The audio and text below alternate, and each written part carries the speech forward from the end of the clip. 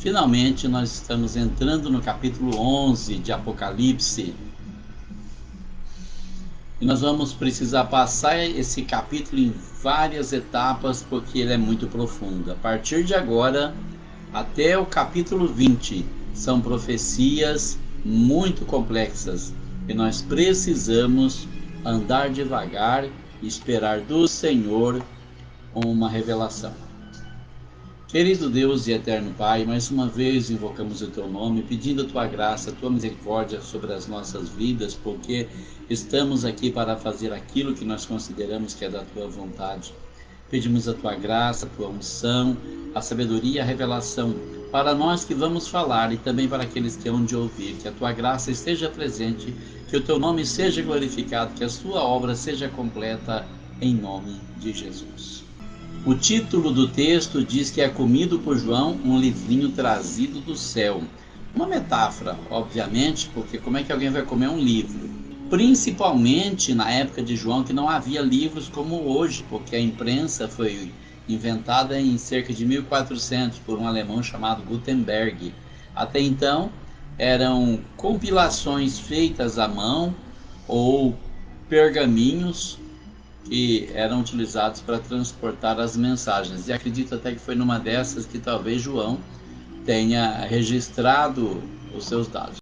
E foi-me dado uma cana semelhante a uma vara, e chegou o anjo e disse: levanta-te e mede o templo de Deus e o altar e os que nele adoram.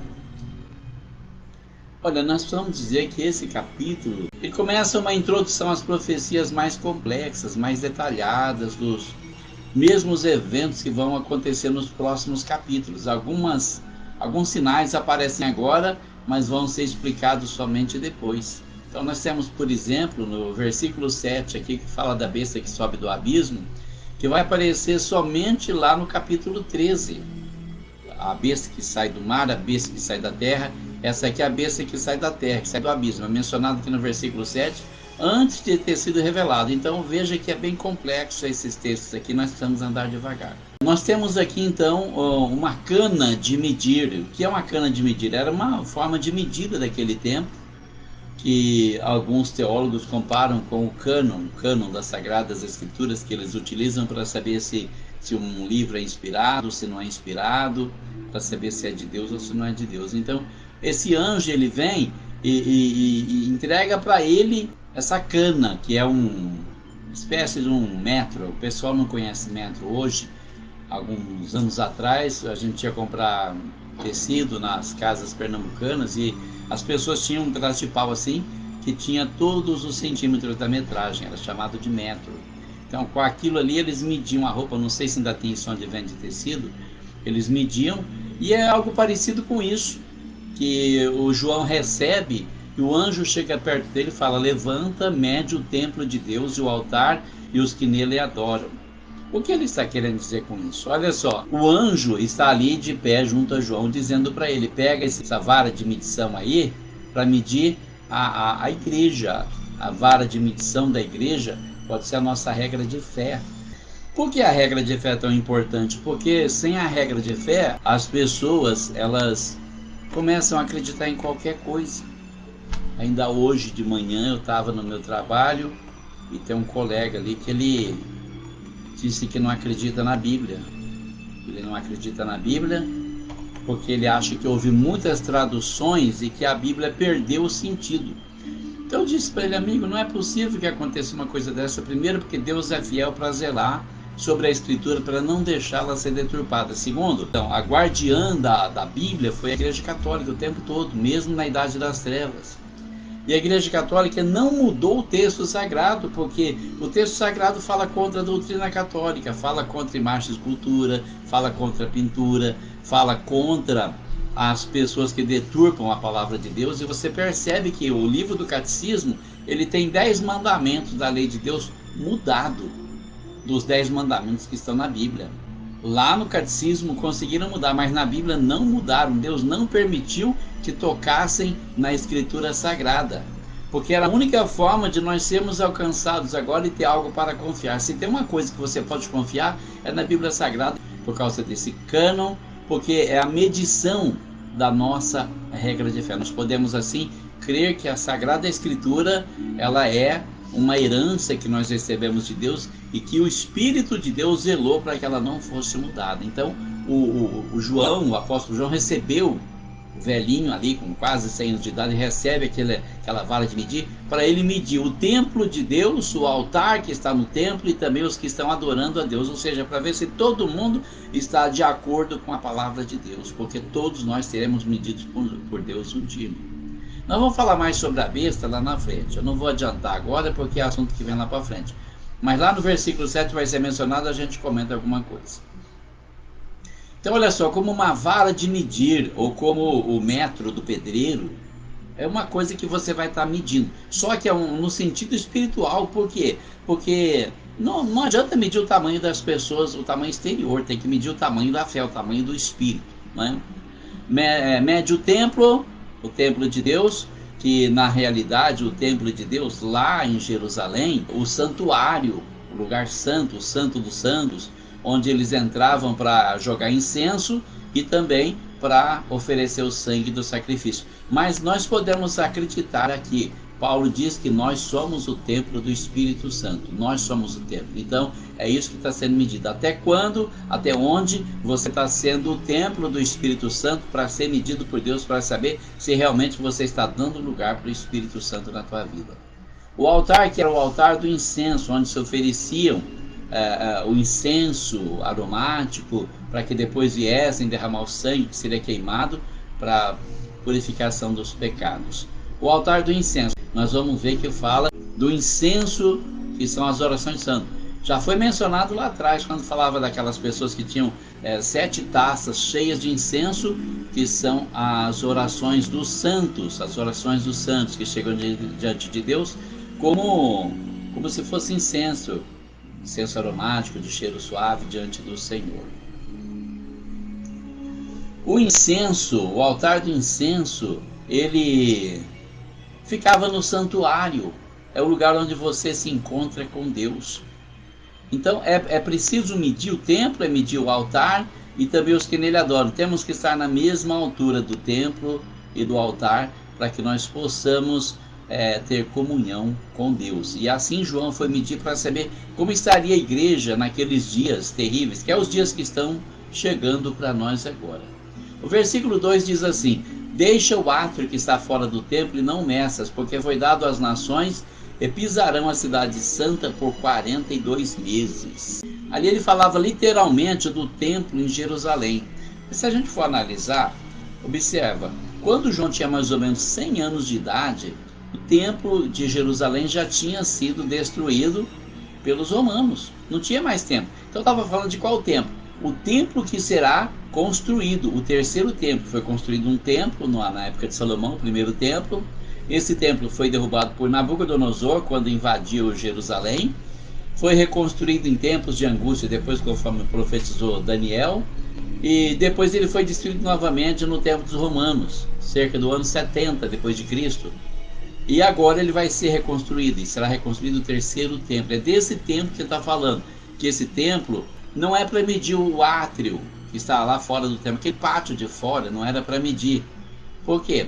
Porque ele foi entregue às nações, e que as nações pisariam a cidade santa por 42 meses. Número também simbólico, obviamente, porque realmente a nação de Israel, Jerusalém, o lugar do templo, foi entregue, realmente foi abandonado. Os judeus dispersaram por todas as nações, não tiveram condições de continuar em Jerusalém, porque Jesus havia profetizado naquele dia que ele entrou triunfalmente em Jerusalém, lá de cima do Monte das Oliveiras. Ele chorou sobre Jerusalém, ele disse: dias chegarão em que te cercarão de trincheiras de todos os lados, e te derribarão a ti e aos teus filhos que dentro de ti estiverem, porque não conheceste o tempo da tua visitação. Então Jesus havia previsto a destruição do templo como homem de Deus, usado pelo Espírito Santo, porque ainda não havia morrido, não havia sido glorificado. mas o Espírito Santo mostrava para ele o que aconteceria. Então, eles foram expulsos dali, e aí os árabes vieram depois do ano 600, com a fundação do islamismo por Maomé, e começaram a tomar conta daquilo ali. Alguém cismou que aquilo era dos árabes. Olha como que o diabo é sujo, né? Deus entregou Jerusalém para ser a adoração dos judeus, como o próprio Jesus fala lá com a samaritana. Mas agora então o diabo vem, aproveitou que não tinha ninguém tomando conta ali, e falou para Maomé: olha, isso aqui é uma terra santa para vocês, Jerusalém vai ser de vocês, para vocês adorar Alá. Então eles tomaram conta daquilo ali. Agora fica essa briga por Jerusalém, pelo lugar do templo, porque é interessante, foram construir a mesquita deles bem no lugar que era o templo, o lugar que tem que ser construído o terceiro templo. Mas foi entregue às nações que pisotearam a cidade santa, Jerusalém, por 42 meses. Um número também simbólico que significa a quantidade de tempo que Israel andou disperso. Israel ficou disperso por muito tempo, por entre as nações, e foram prosperando muito nessas nações e não pretendiam voltar. Só voltaram porque Deus permitiu que Hitler se levantasse contra os judeus e destruísse 6 milhões de judeus. Então os que sobraram falaram: o caminho é voltar para Israel, a nossa terra, e formar a nossa nação. E Deus tem abençoado. 42 meses, o mesmo período que está lá em Daniel, no livro de Daniel, quando fala assim que o templo seria pisado pelos gentios por um tempo, 2 tempos e a metade de um tempo. É um número simbólico. Depois nós vamos ver sobre a mulher que foge para o deserto, que fica 1260 dias, que também é um número que é citado lá em Daniel. Nós vamos estar analisando isso com mais calma depois. Vamos continuar em frente aqui. Versículo 3. E darei poder às minhas 2 testemunhas, e profetizarão por 1260 dias vestidas de saco. Aqui a revelação já avança lá no futuro, no tempo do anticristo. Essas 2 testemunhas aparecerão depois que a igreja for arrebatada, e serão as pessoas da nação de Israel. Então o anjo diz assim, o anjo recebendo a palavra de Deus, obviamente, diz assim: darei poder às minhas 2 testemunhas, e profetizarão por 1260 dias vestidos de saco. Devo acrescentar que é também um número simbólico, esses 1260 dias. Não existe poder no grego, no modo que dar deve significar dar comissão, quer dizer, dar autoridade para as 2 testemunhas, para elas profetizar vestido de saco. O que é vestido de saco? Com aquela roupa de pobre, aquela roupa simples, humilde, como faziam os profetas no Antigo Testamento, quando tinham alguma mensagem muito contundente, que ia chocar o povo.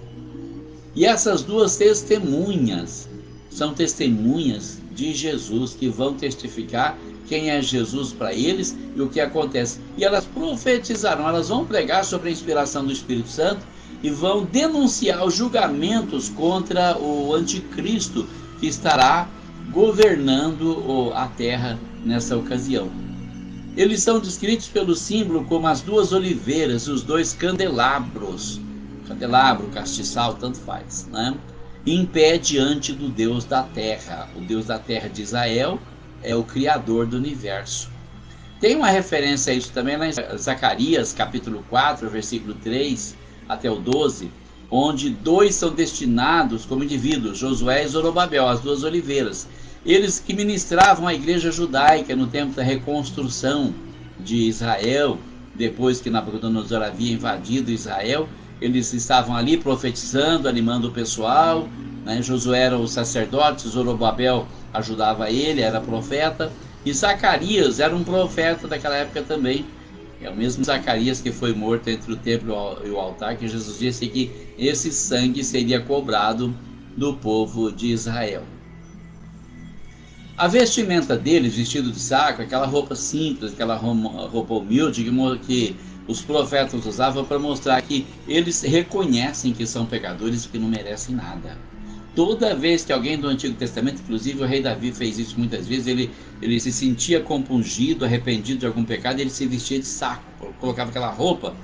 Eu posso imaginar o que é uma roupa dessa, porque quando era criança a pobreza era tanta, Meu pai comprava aquele saco de 20 quilos de açúcar, vinha um saco branco, e quando acabava o açúcar, minha mãe pegava aquele saco e cortava e fazia camisa para a gente usar. E a gente ia para qualquer lugar com aquelas camisas, naquela simplicidade toda, né? Naquela pobreza que a gente vivia, a gente saía daquele jeito ali, né? Versículo 4 diz: estas são as duas oliveiras e os dois castiçais que estão diante do Deus da terra, estão diante do Senhor da terra. O que eles estão fazendo? Eles estão ministrando a palavra de Deus, exortando o povo ao arrependimento, porque o povo estará sob a liderança do anticristo. Nós podemos imaginar o que acontece hoje, que o Espírito Santo atua para convencer o homem do pecado, da justiça e do juízo. As pessoas escolhem pecar. Imagina quando estiverem sendo governadas pelo anticristo, aí é que vão pecar mesmo.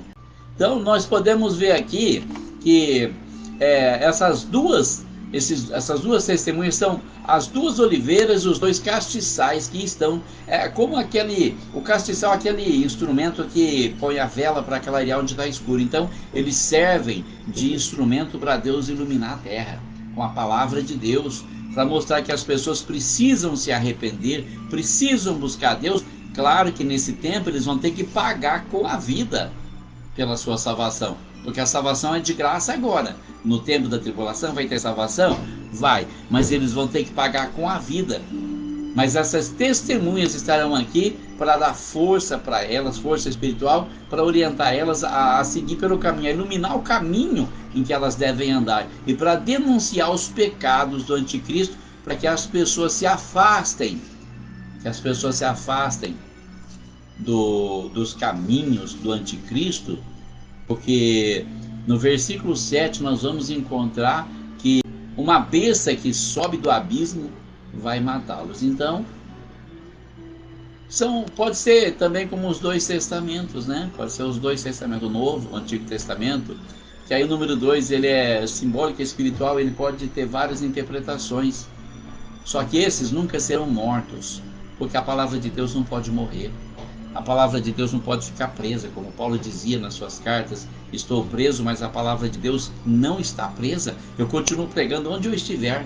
Versículo 5: se alguém lhes quiser fazer mal, sairá fogo da sua boca e devorará os seus inimigos. E se alguém lhes quiser fazer mal, importa que assim seja morto. Então essas duas testemunhas, elas têm um poder de se defender, enquanto elas tiverem que pregar.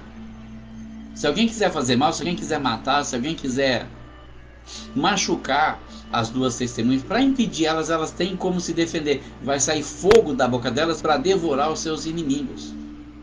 Vai morrer, porque a palavra de Deus não pode parar. A missão que essas duas testemunhas têm, de mostrar para as pessoas que estão na grande tribulação que ainda há uma esperança, não pode parar. Não vai ser brecado. O inimigo vai tentar parar, como ele tenta parar a palavra de Deus até hoje. Ele cria situações que tentam nos fazer parar de pregar, calar a boca, ficar quieto, mas não adianta, porque Deus sempre dá um jeito, Ele dá força, Ele dá graça, a gente vence as dificuldades, a gente continua pregando. Esse fogo também da palavra, se você for ver lá em Ezequiel, Jeremias, me foge agora da minha memória, Jeremias ou Ezequiel, capítulo 29, que diz assim: não é a minha palavra como um martelo e como um fogo que esmiuça a penha? A palavra não pode parar, e ela é como um fogo, e ela devora literalmente os seus inimigos, no espírito pelo menos, para que eles possam morrer na antiga vida, na antiga criatura, e começar uma vida nova, nascer de novo. Então olha só, eles têm autoridade para fechar o céu. Essas duas testemunhas têm autoridade para fechar o céu, para que não chova nos dias da sua profecia. E tem poder sobre as águas para convertê-las em sangue, para ferir a terra com toda sorte de pragas, todas quantas vezes quiserem. Então lembra que as pragas de Moisés no Egito, eles terão esse poder que Moisés recebeu lá no Egito também. Primeiro poder, fecha o céu, como Elias fechou o céu por 3 anos e meio, para não cair uma gota de chuva, não sei quanto tempo, vai ser isso, mas diz que vai ser durante todo o tempo em que eles estiverem profetizando, não vai chover. Eles vão fechar o céu, vão parar, controlar a natureza para que não haja chuva e também vão transformar a água em sangue. Agora imagina, não chove, a água que existe é transformada em sangue. Como é que as pessoas sobrevivem sem água? E ainda vem toda sorte de pragas que eles querem jogar sobre a terra para abalar o reino do anticristo. Vai ser um reinado bem tumultuado, bem atribulado, porque o anticristo, que é aquele que se propõe a trazer a paz para o mundo, ele não vai ter condições, ele vai estar enfrentando um poder sobrenatural acima do seu poder. Embora o poder do anticristo seja inspirado pelo diabo, pelo inferno, o poder dessas duas testemunhas é um poder que vem do céu, com o qual eles não podem. Eles têm autoridade para fechar o céu, não vai chover, como Elias disse para Acabe. Assim diz o Senhor, que nestes anos não haverá chuva nem orvalho, senão segundo a minha palavra. E ele saiu, ficou 3 anos e meio escondido e não choveu durante 3 anos e meio. Agora você imagina, a gente fica às vezes 1 mês ou 2 sem chuva, e aí o que acontece? A gente parece que vai morrer, a boca racha, a gente não consegue respirar, o nariz entope, a garganta fica ruim. 1 mês ou 2, aquele imagina 3 anos e meio, como aconteceu com os profetas Elias, e que possivelmente vai acontecer aqui também, porque de acordo com a profecia bíblica, o reinado do anticristo vai durar mais ou menos uns 7 anos. E durante 3 anos e meio vai ser de paz, e depois então, quando ele quebrar o acordo de paz dele com Israel, vai haver guerra o tempo todo, e aí as testemunhas estarão profetizando para que elas possam mostrar o caminho do arrependimento para essas pessoas. Eles têm poder para transformar água em sangue, eles podem ferir a terra com toda sorte de pragas que eles desejarem. Quantas vezes? Tantas vezes quantas quiserem. Tantas quantas quiserem. Verso 7. Quando acabarem o seu testemunho, a besta que sobe do abismo lhes fará guerra e os vencerá e os matará. Então, quando acabarem o seu testemunho, eles vêm com uma missão. Como nós temos uma missão, nós que fomos escolhidos por Deus, você que tem uma obra na tua vida que foi escolhido por Deus, nada vai te derrubar enquanto o Senhor não conseguir terminar o que Ele tem para fazer na sua vida. Ele tem um plano e esse plano vai prevalecer. Então o que acontece ali, quando eles acabarem o seu testemunho, acabou a profecia, não tem mais o que falar, acabou a pregação, a besta que sobe do abismo, que vai aparecer lá no capítulo 13, essa besta vai fazer guerra com eles, vai lutar contra eles, vai vencer eles e vai matar eles. Vai matar a besta que sobe do abismo, a besta selvagem. O abismo é onde? É o Tártaro, é onde estão aqueles anjos, né, que são tão fortes que se estivessem soltos, destruiriam a terra, mas Deus aprisionou eles no Tártaro para esperar o julgamento. É de lá que sobe essa besta, que vai ser mencionada lá na frente, que também foi descrita por Daniel no capítulo 7, você encontra lá em Daniel capítulo 7, versículo 13 até o 11, aquele animal feroz, é a besta, aparece depois também, nós vamos encontrar lá. João imediatamente se apropria das profecias do Antigo Testamento, é como um cumprimento, porque lá no Antigo Testamento, em Daniel, quando acontece a profecia, no capítulo 12, se eu não me engano, então o anjo que mostra as coisas para Daniel fala, olha, sela as palavras deste livro, porque essas profecias são para o tempo futuro ainda, não é para agora. Mas quando João está recebendo a revelação do anjo aqui no Apocalipse, nos últimos capítulos, fala, não seles as palavras desta profecia, porque o tempo é agora, tá, para se cumprir. Isso no tempo de João. Então quer dizer que nós estamos vivendo no sobretempo que nós teríamos que esperar para o cumprimento destas profecias. Então, olha só, o que prova que a palavra de Deus, ela vai ter o seu devido cumprimento. Nós podemos crer, nós podemos confiar, tá? Nós vamos parar por aqui no capítulo 7, porque agora nós vamos falar uma coisa mais profunda, mais misteriosa, que eu vou estar deixando para a próxima semana. Também quero aprofundar um pouco mais esse assunto. Vai falar dos corpos mortos, das testemunhas de Deus, aquelas 2 grandes testemunhas. Vai falar sobre aquilo ali, é uma coisa bastante espiritual. Nós vamos tocar nesse assunto na próxima semana. Hoje eu vou parando por aqui, vou deixar para você meu abraço, Vou pedir para você orar pelo Brasil, porque nós estamos enfrentando uma guerra espiritual na política, em todos os campos, e só o Senhor pode nos dar vitória. Peça ao Senhor para derrubar essa potestade que está tentando nos escravizar, porque Deus tem poder para isso. Deus abençoe você, Deus abençoe a sua família, Deus abençoe o Brasil. Um forte abraço e fique com Deus.